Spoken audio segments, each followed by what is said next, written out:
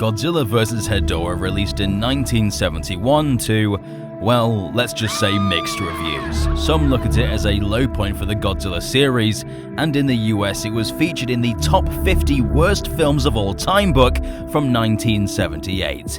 But others applaud its more alternative method of filmmaking, and Roger Ebert even cited it as his favorite Godzilla film. And it's easy to see both perspectives when watching the movie. It's definitely a weird one, and can sometimes get quite trippy and even dark. But the dreary visuals are what drew me into the film, which is why I personally regard it to be one of the best films the Showa series has to offer. But for those who have never watched it, or simply didn't read into it, the film actually has a horrible secret. Hidden behind its fun monster action is a dark message about the state of the world at the time. And there would even be some behind-the-scenes drama that would make this film go down in history as being cursed. So, join us as we take a look at the horrible secret behind Godzilla's most disgusting enemy, Hedorah. I'm Alistair, and welcome to Dangerville.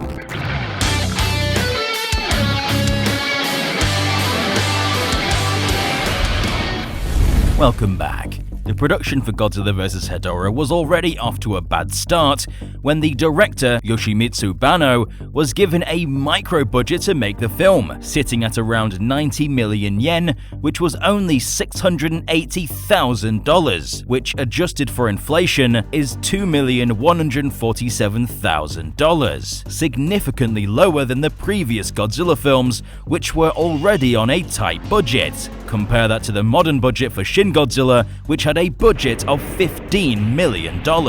On top of this, he was only given 35 days to shoot the thing, so the pressure of Toho loomed over Banno for the entire production process. But that wouldn't stop him from being creative and giving the film meaning. Like many of the best Godzilla films, Banno initially conceived the idea for Godzilla vs. Hedorah after seeing Japanese cities like Yokkaichi covered in thick black smog, and the ocean filled with foam from dumped detergent. Japan became known in the 60s for having the most polluted cities in the world.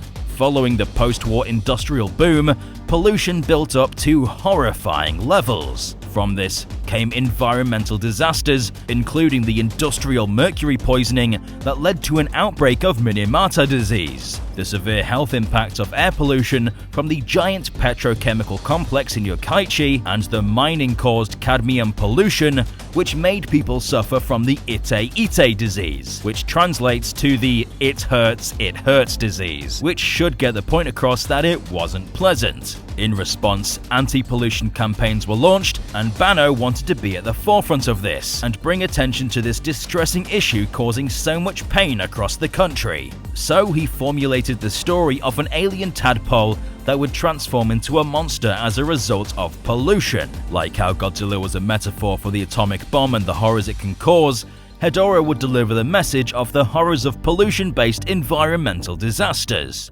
At the beginning of the film, there's a pretty catchy song that actually has some pretty depressing lyrics. Translated directly from the Japanese song, the lyrics say, "Islands, fish, where have you gone? Dragonflies, butterflies, where have you gone? Mercury, cobalt, cadmium, lead, sulfuric acid, oxidants, cyanogen, manganese, vanadium, chromium, potassium, strontium, filthy polluted oceans, filthy polluted air. Living things will no longer exist. Fields, mountains become silent. There is nobody left on Earth, nobody around who can cry."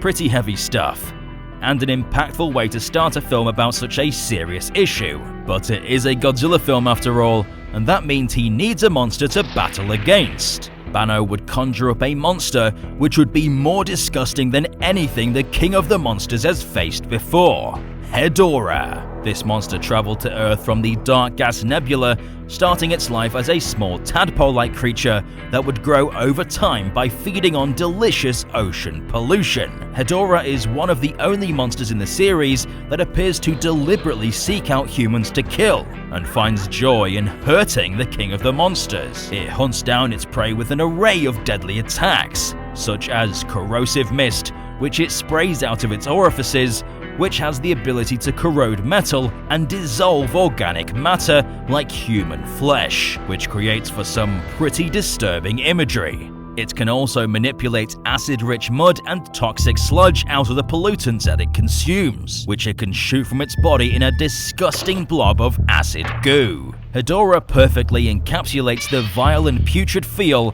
of some of Japan's most polluted areas, and the devastating hazards that unchecked pollution can cause. In one disturbing scene, Hedorah flies overhead a group of civilians running for safety, but in a flash, they collapse to the ground and their skin dissolves from their body, leaving only bones behind.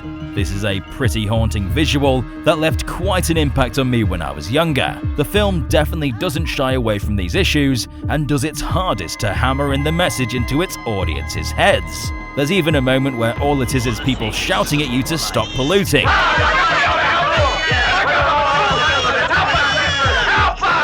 It's especially notable in the first 5 minutes, where we see nothing but toxic, polluted oceans. There is a rather striking moment in the film where we see that Japan has started selling gas masks to deal with Hedorah's toxic fumes. This seems a little out of place considering it's not really dwelled upon in the film, but when you realize this is mirroring what actually happened in real life, it becomes a lot more impactful. Because in 1970, Tokyo's pollution experts told civilians that gas masks and respirators would be a necessity, and that the problem would only become worse unless effective measures were taken immediately. The monster continues to feast on oil tankers and factories to grow in size, so it can continue to pollute the world and take thousands of lives in the process. And if it keeps growing and absorbing pollution, it will eventually smother the whole planet in thick toxic smog, killing everything that lives on it.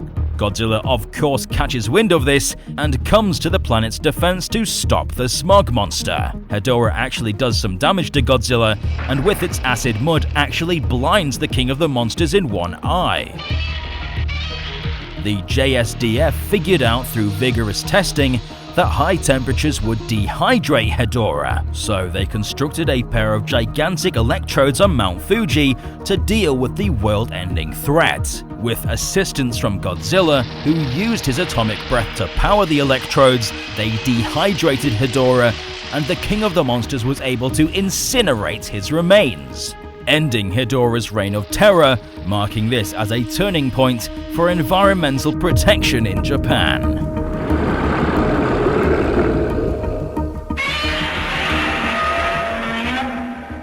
So, why did Toho despise this picture? Godzilla vs. Hedorah had everything the best Godzilla films have.